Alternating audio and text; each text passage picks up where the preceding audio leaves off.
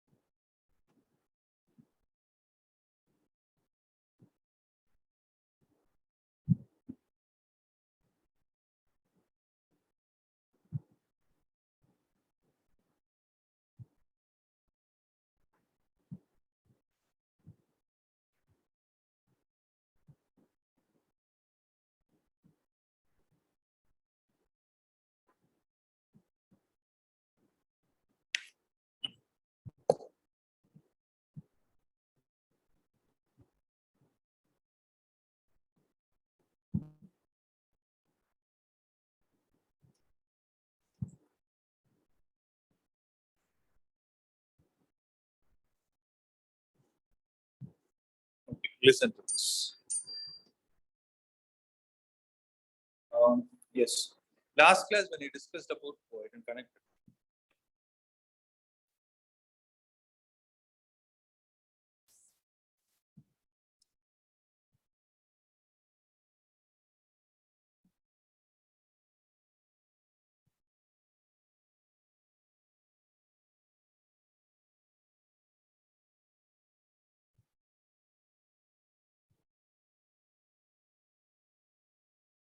Last class when we discussed about inductance, I told you there are two kinds of inductance. One is called self and the second is called as mutual inductance.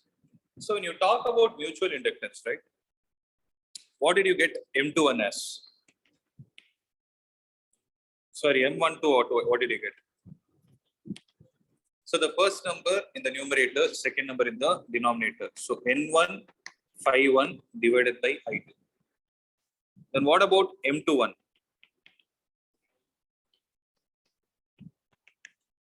N252 divided by I2. Okay. So this is the case. Now the point is we need to derive the mutual inductance of two coaxial solenoids. So what are we supposed to do? We need to derive the mutual inductance of two coaxial solenoids which are of the same length. Okay. For which I am taking this diagram.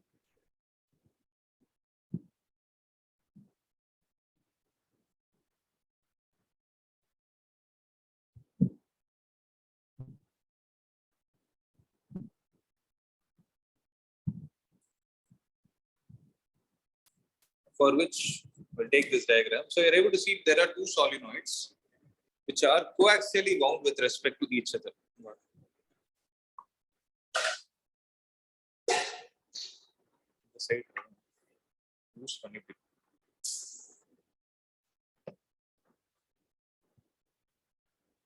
Loose acha. Slower release. No konja loose. Tighter. No konja. In the log smooth move. Okay. Right. Okay. So there are two coaxial solenoids of same length that are present. Now, what will happen is if I take one of the coils as primary, if I take two as primary and one as secondary. What am I doing? I'm taking two as primary and one as secondary. If I do that, then 2 is connected to the battery, which means 2 is connected to the battery. So when I say this, can I say the magnetic field generated due to the current in the second coil B2 is how much? Mu naught into the number of turns in the coil into I2. Is it right? No. So have this as equation number 1. So 2 and 1. But what are we concerned about? We need to find the mutual inductance of 2 with respect to 1.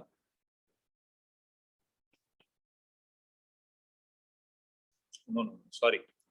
I need to find the mutual inductance of 1 with respect to 2. Because I'll have N1 divided by I2. Means current is flowing in the second coil and flux is associated with the first coil. Okay. So if I say the number of turns in the first coil is capital N1, then can I write this as N1 into what is the value of phi1, guys? Magnetic field into area into cos of 0 degrees in this case divided by I2. Is it right? So I'll get it as N1 into what is the magnetic field that is associated with coil 2? It is B2. And the area that is getting associated is 1. Means the amount of flux that is present through this size is B2 into A1. So what is B2? Mu naught. Actually, I'll call it as N2. Okay. Mu naught into N2 into I2 into A1 is how much?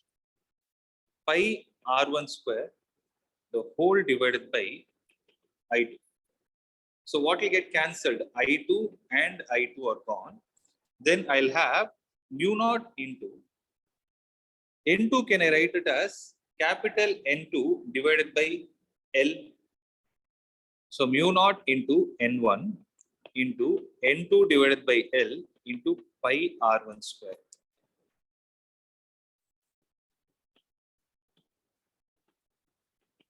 So that will be mu naught N1 N2 pi R1 square, the whole divided by L. And this value is called as M12. Okay, make a note of this.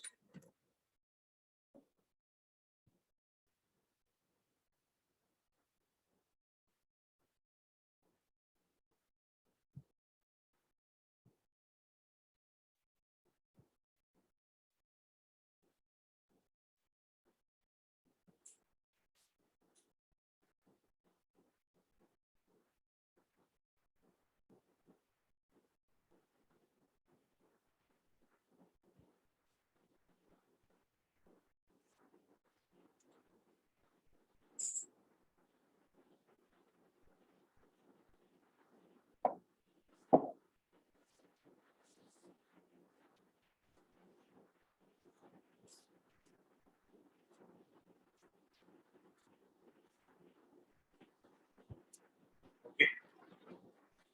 Now what about M21? M21 we have to find and see. So M21 is equal to N2 phi 2 divided by I1. Okay. Now this is where the tricky part is. I want you all to concentrate.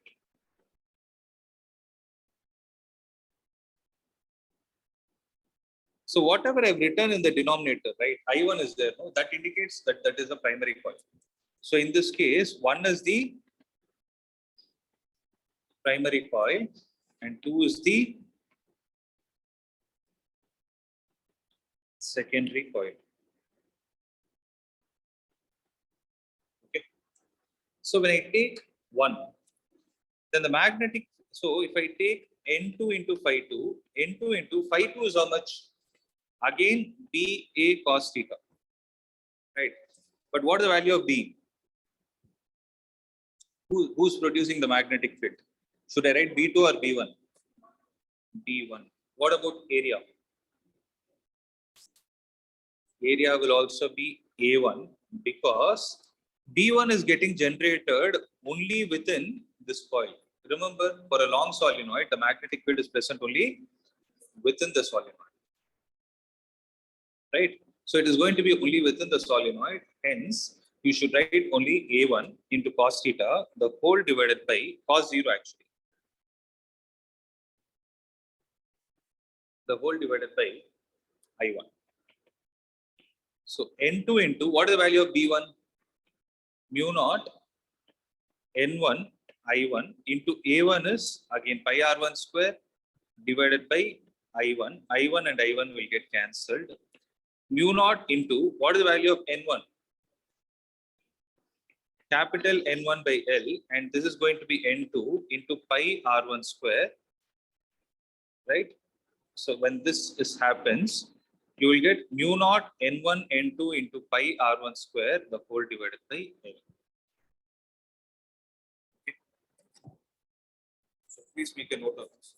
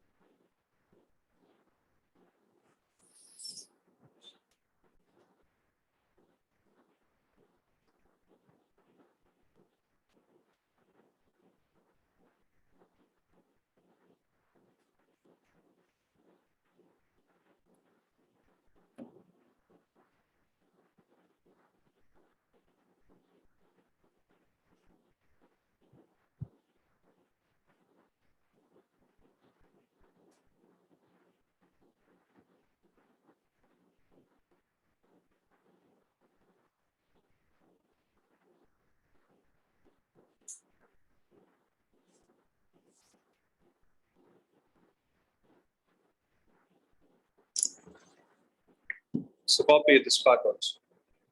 This part you have copied. Now from this, what can I conclude?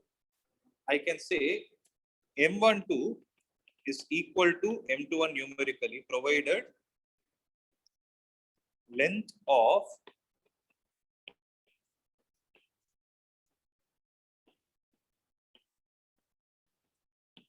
that's the meaning. So length of both the solenoids is same. Then you can say M12 is equal to M21.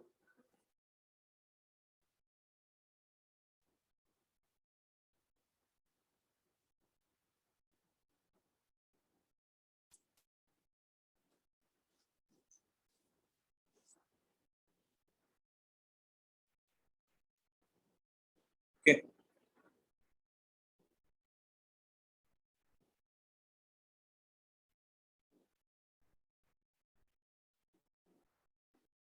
Now having the same knowledge, try to do this example 6.9.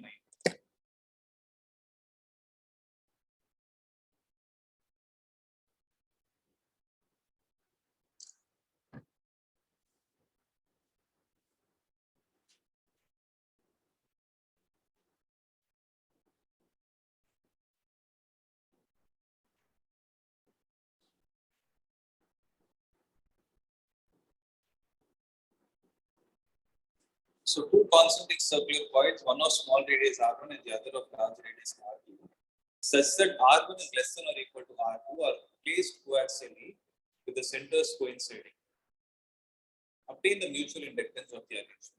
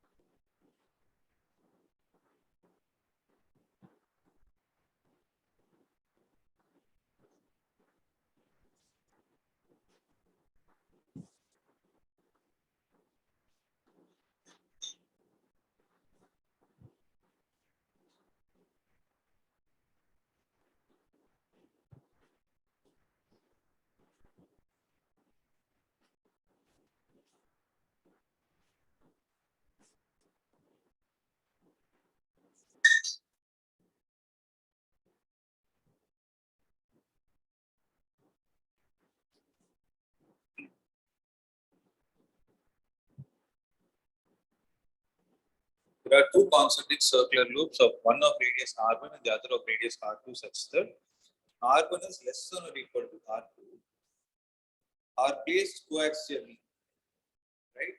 With centers coinciding obtain the mutual inductance. So did you obtain it? Is it easy? So what do you write M1 to S? You have to follow these steps. First M1 to another N1 divided by I2. N1 is how much? So which one are you taking as bigger and which one is smaller? R1 is smaller and R2 is bigger. They have given R1 is very much less than R2. Okay. So N1 means it is B2A1 divided by I2 by B2 because whatever is carrying the current will generate the magnetic field. So B2 evolve mu naught I2 by 2 R by 1 R2 into pi R1 square divided by I2. I2 and I2 will get cancelled. So you will get mu naught pi R1 square divided by 2R2 as the value of M12. What about M21?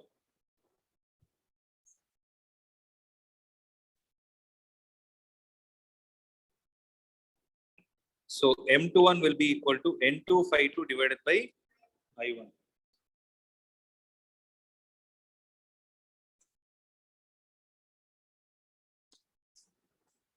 So N2 phi2 means I forgot N1 here. N2 into mu naught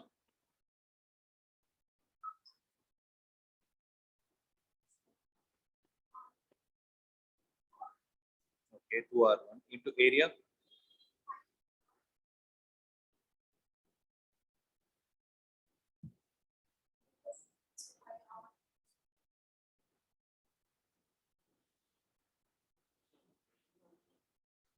yes. But how did they get M12 and M21 to be the same?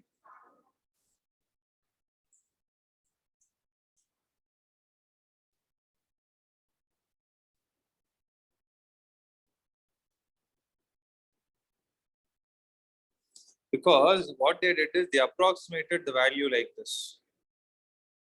They did something with R1 and R2. Actually speaking, this should have been the answer.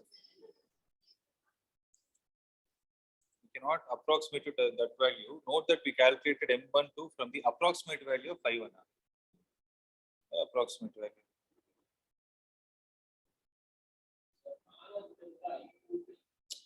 Okay. No. What they told is right. Because when you talk about a solenoid, when we derive the expression for a solenoid, the field inside is uniform. So when the field inside is uniform, what you can do is you can apply the formula of BA cos theta. Whereas when you talk about a circular coil, the field inside is not uniform. So when it is not uniform, you could have not used the formula BA cos theta, rather you should use integral of BDA. Integral of BDA is what we are supposed to use, but we didn't use it and we approximated the value because of the values that they gave. R1 is very much less than R2. Since we found it approximately, then assuming B2 also to be uniform area over the area pi R1 square, we can accept this because R1 is less than R2. But let me write it again. So I hope you copied M21, no?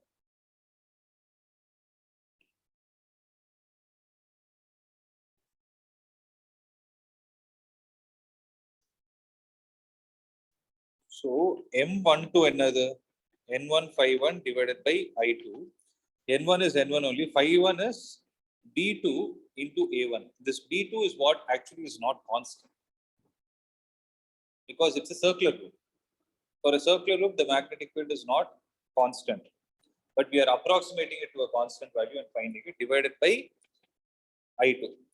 So N1 into B2 is mu naught capital N2 divided by length is how much? Oh, sorry. Mu naught into N2 into I2. Oh, there's only a circular coil, no? No, no, no.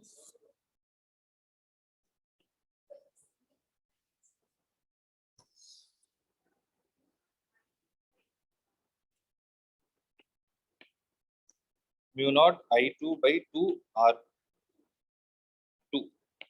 into area is pi R1 square. You have I2 also present here. I2 and I2 will get cancelled. This is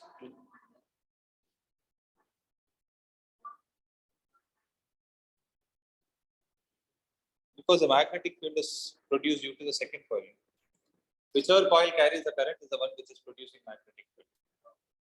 Okay. So mu naught N1 into pi R1 square divided by 2R2. Okay, let this be 1. What about M21? So N2 phi 2 divided by I1. N2 is N2 only. Phi 2 is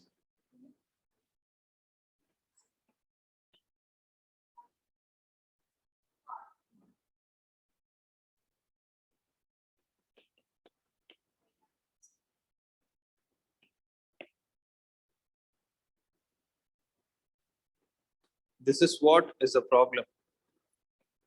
So mu naught into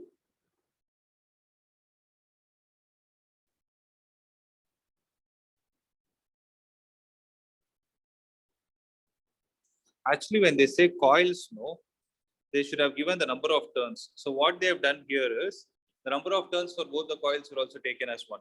Generally, it should be a loop. So you're able to understand two concentric. When I read the word coils, I thought they have number of turns as N1 and N2.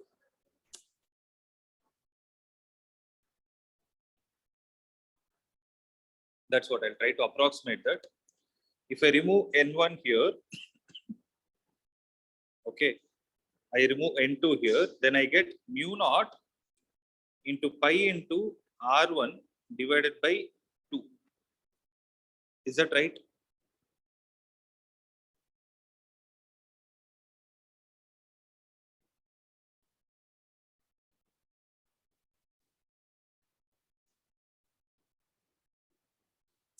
So I'll tell you what they did.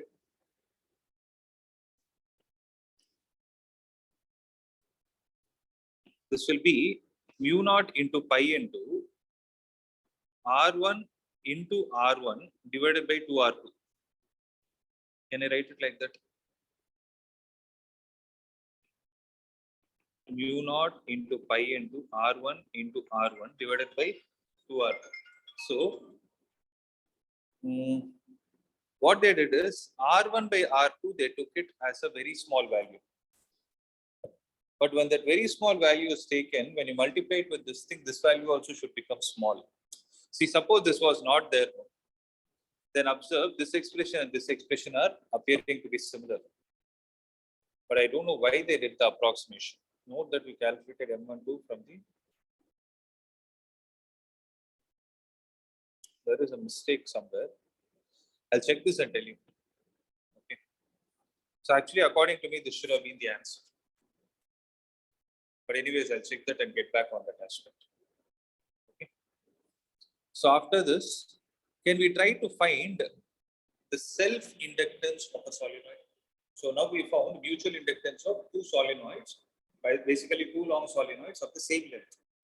Now can we try to find the self-inductance of a long solenoid?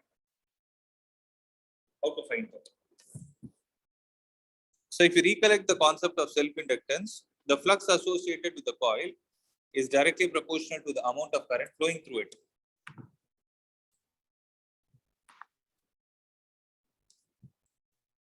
So N times phi B will be equal to L into I. L will be equal to N times phi B divided by I.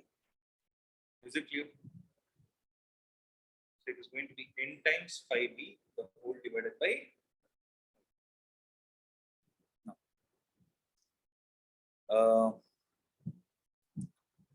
Now write down the heading as self-inductance of a solenoid.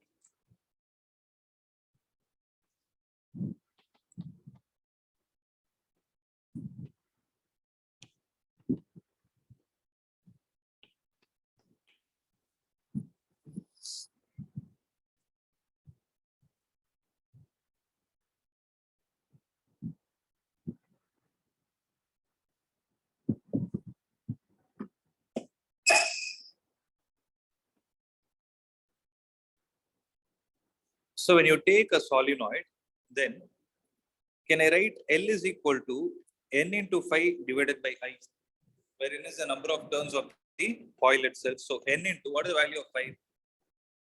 dA cos of, can I write it as 0 degrees, because aerial vector and magnetic field, they both are in same direction, divided by I. So N is N only. What is the value of B?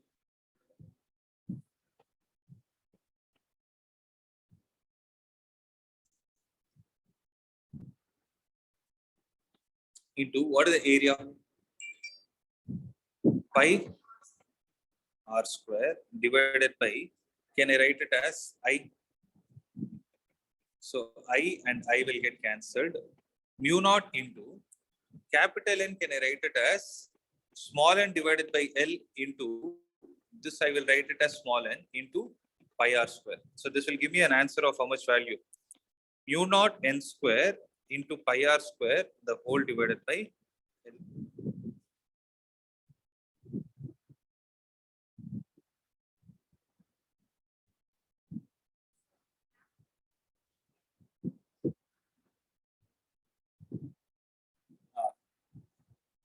Capital N will be n into L. Yeah. So n L means it will be mu naught n square L into pi r square.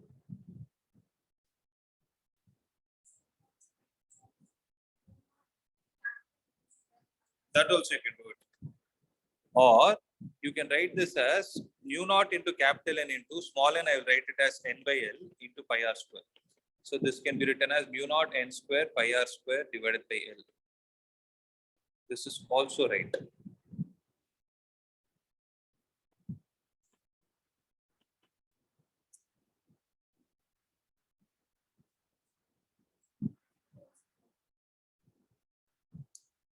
Those who are online, are you able to understand? Yes, sir.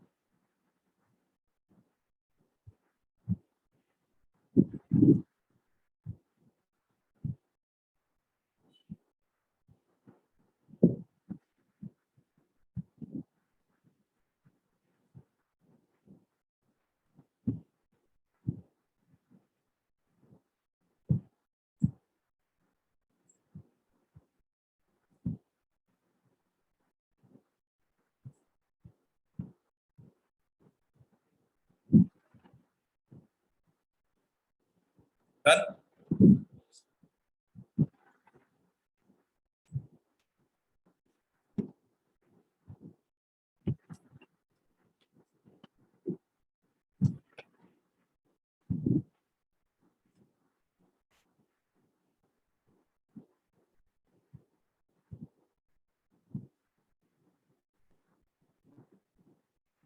Okay.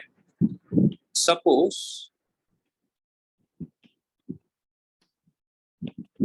the inner region is replaced with a magnetic material of permittivity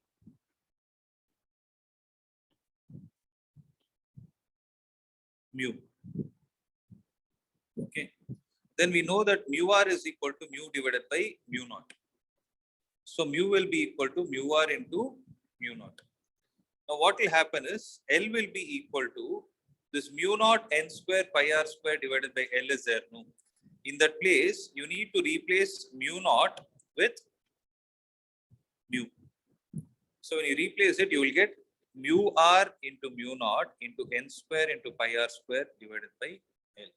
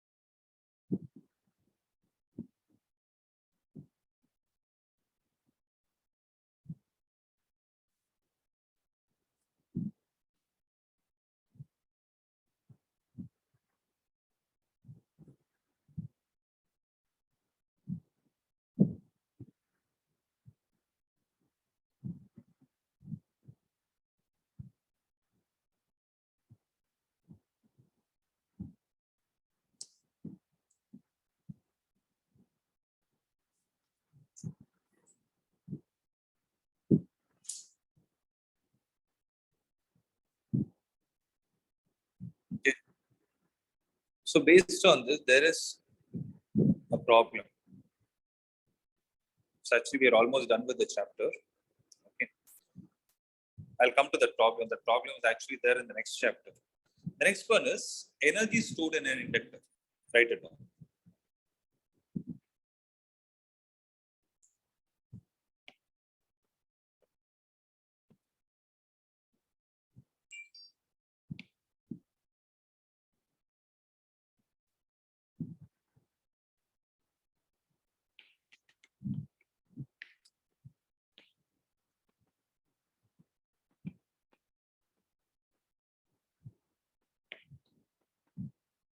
Energy stored in an inductor.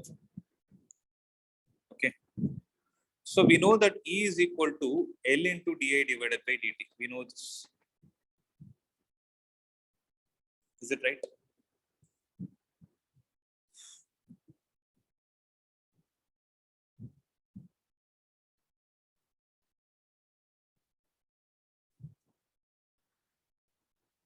Yes. So let this be equation number 1. How do you define electrical power as? So electrical power is a product of E and I. Is it right? So E into I, can I say it is L into I into dA by dt? Means I multiplied with I on both the sides. So when I do that, I get this as power. Power is equal to L into I into dA by dt. But how do you write power as?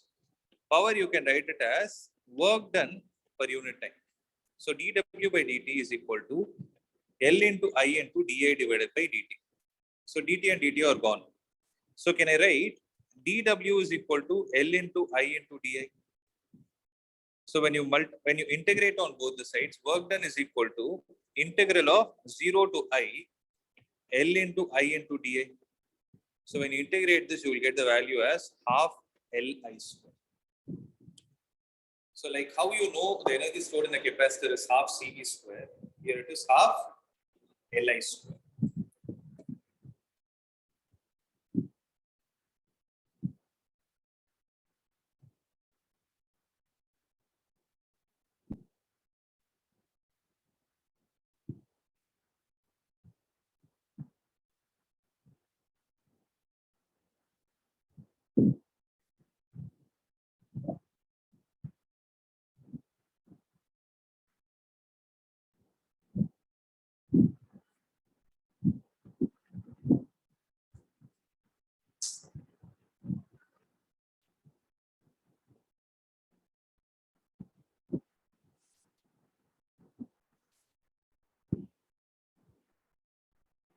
Okay.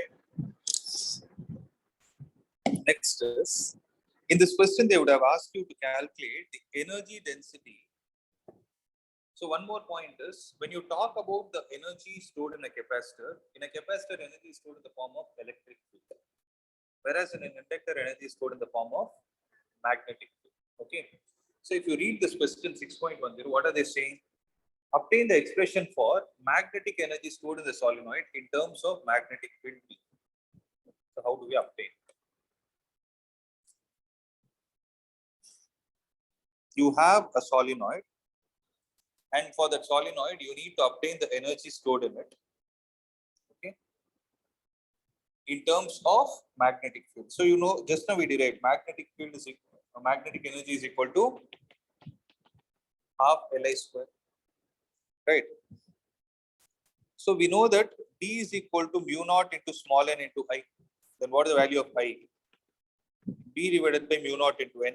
Take it and substitute it here. Then UB will be equal to half into L into B square divided by mu naught square n square. Is that right?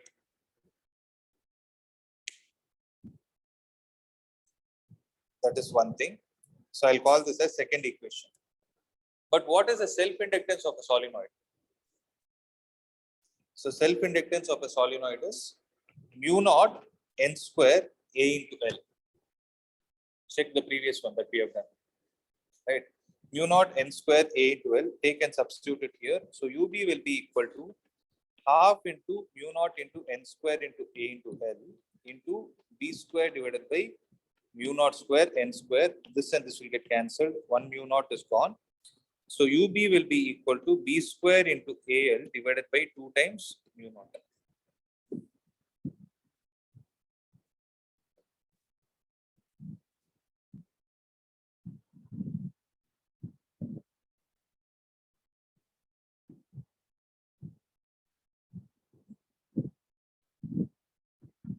Is it clear? So please copy.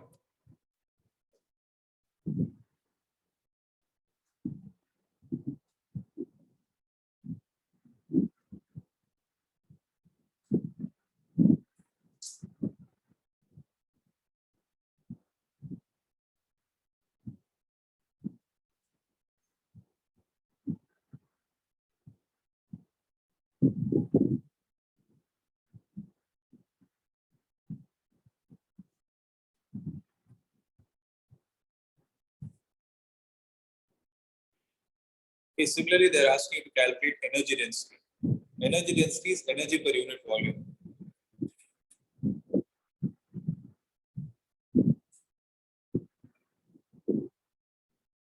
So volume is A into L.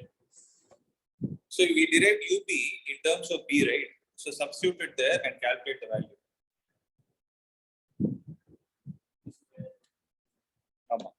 So energy density, you get UB divided by volume. Volume is area into length. So B square AL divided by 2 mu naught divided by A into L. A into L and A into L are lost.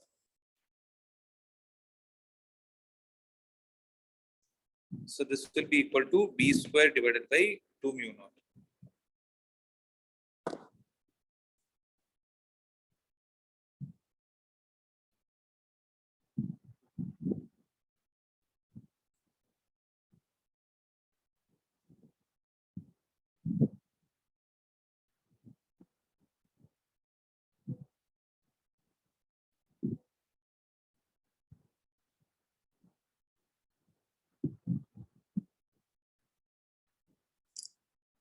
Okay.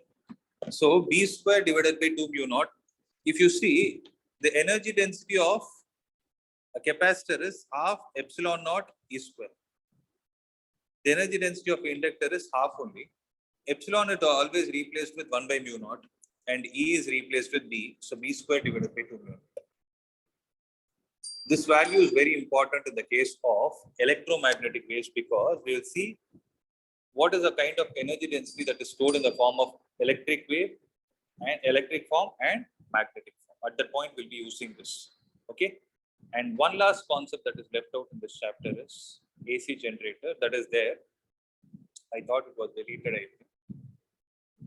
I'm not sure. I don't remember. Okay. Even if it is deleted, I told you in the previous class, I have to explain it. Okay. So with that, the chapter is going to be over. Shall I explain it?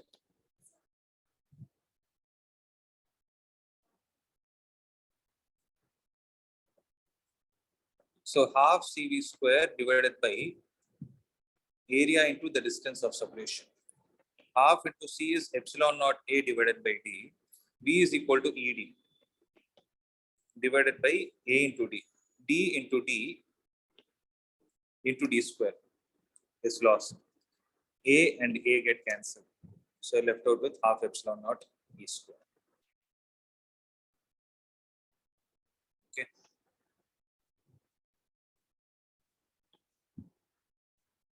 So the last concept that we are going to discuss for the day is AC generator. So as the name suggests, right? I'll show you a video itself.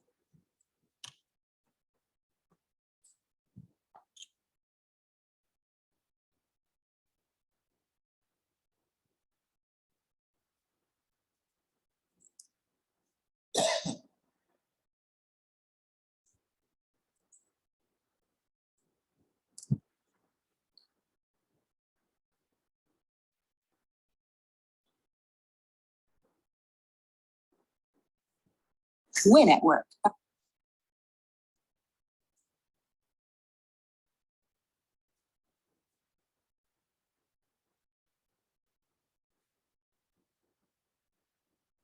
AC.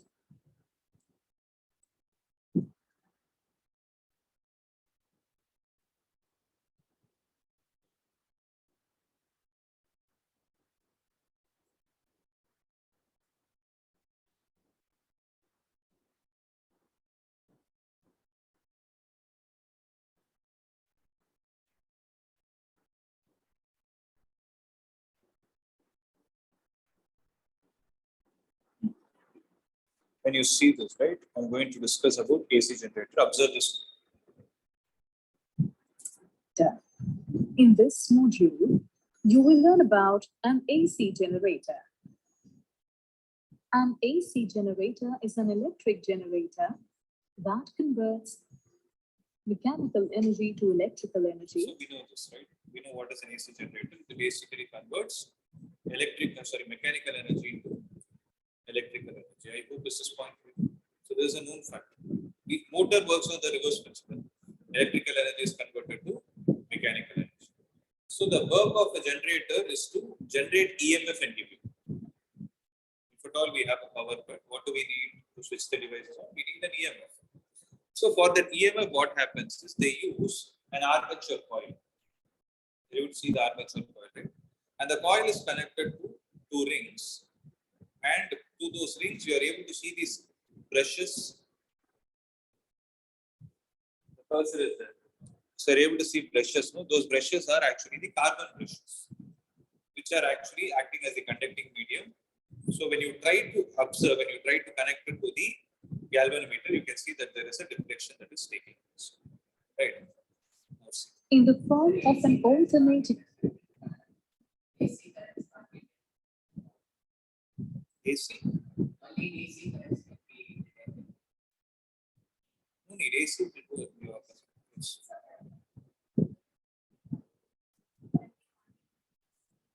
It keeps changing. That is why to check the direction. We use it. EMF or alternating current. Working principle of an AC generator. An AC generator works on the principle of electromagnetic induction. In electromagnetic induction, when there is a relative motion between a coil and a magnetic field, an electric current or EMF is induced in the coil. Parts of an AC generator. An AC generator has an armature ABCD. It is a rectangular coil with many turns wound around a soft iron core. A shaft.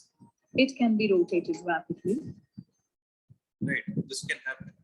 So when you rotate it rapidly, what will happen is the amount of flux that is linked to the coil keeps changing with every change in orientation. I told you one point, remember, if you want to change the flux, you either change the magnetic field, keep area and orientation constant, or you keep orientation constant and you keep magnetic field and area constant and change the orientation. In this scenario, if you see, the orientation is changed by keeping the magnetic field and the area constant, area of the armature coil and the magnetic field between the magnets. That is why if you see the magnets, they are in concave shape because they will be able to generate a uniform radial magnetic field.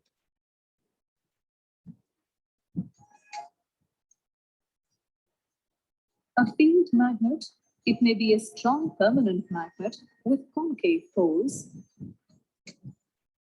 Two slip rings S1 and S2. These are connected to the armature and thus rotate with it. Two brushes B1 and B2. So they are carbon brushes. They provide electrical contact with the slip rings and a load, which may be a galvanometer and shown. Working of an AC generator. When the armature rotates between the poles of a field magnet, the magnetic flux linked with the armature changes continuously. As a result, an EMF is induced in the armature. This in turn produces an electric current through the armature and the galvanometer and through the slip rings and the brushes. Note that the galvanometer needle swings between the negative and positive values. This means that an alternating current is flowing through the galvanometer. Direction of induced current. Initially, the armature ABCD is vertical with its arm AB up and CD down. So what is the angle between magnetic field and the aerial vector? It is 0 degrees. So here the flux will be maximum. So when the coil revolves from magnetic here, field is from left to right. As the armature undergoes a half rotation clockwise, arm So AB flux is moves changing down from maximum to zero. Again, if you go while in this arm direction, CD moves up. According to Fleming's right-hand rule, the current will flow in the direction DCBA. So, the current will flow from B1 to B2 through the galvanometer. Now, during the next half rotation, arm AB moves up while arm CD moves down. Again, by Fleming's right-hand rule, current will flow in the direction ABCD, that is, from B2 to B1 through the galvanometer. so basically what is happening is when the coil is revolving, right, the flux is changing from maximum to zero and zero to maximum. Our job is to find a mathematical equation for how it is working.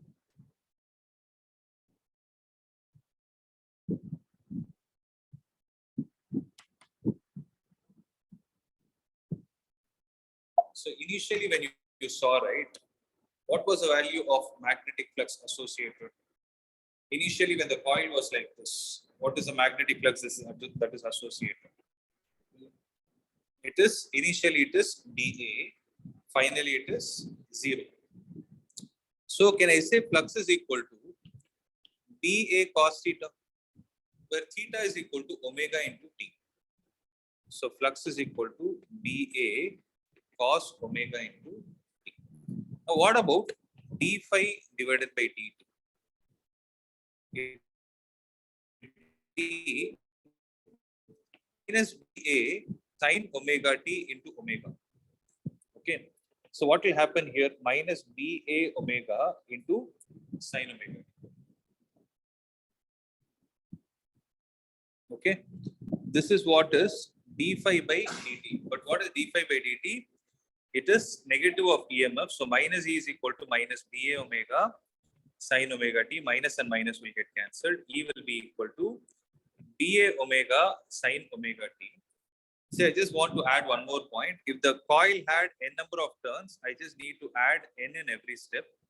When I do this, I get NBA omega into sin omega t. What is NBA omega?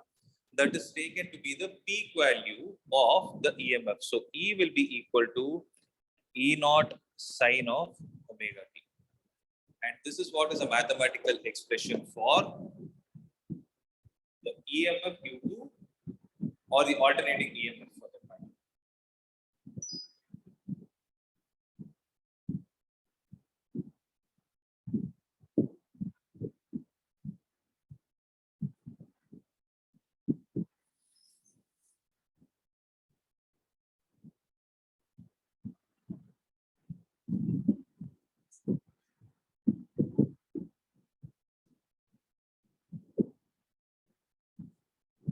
So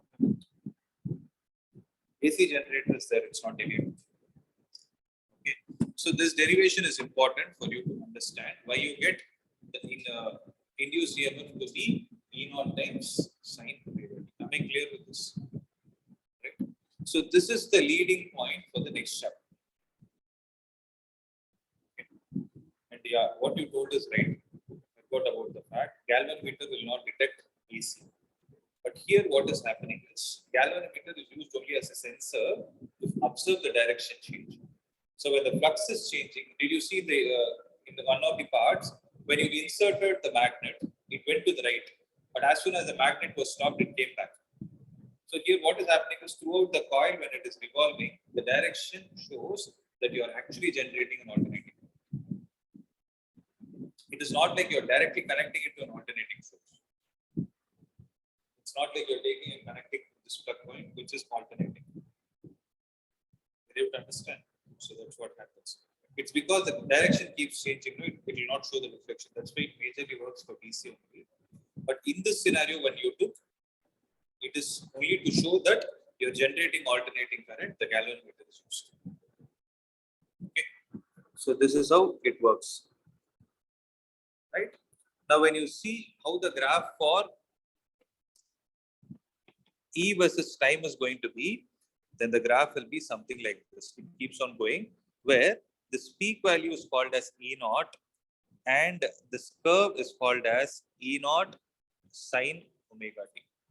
This is a very, very, very important expression for the whole of next chapter.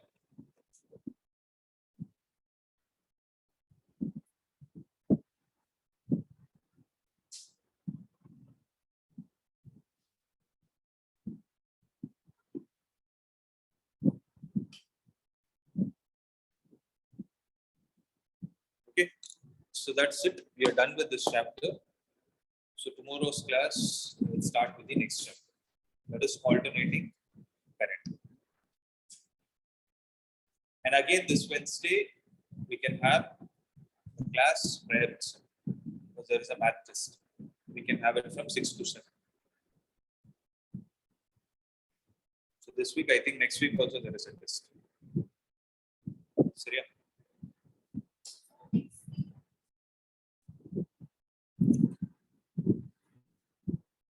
So that's it, guys. Those who are online, I hope you could understand. Yes. Then we'll wind up.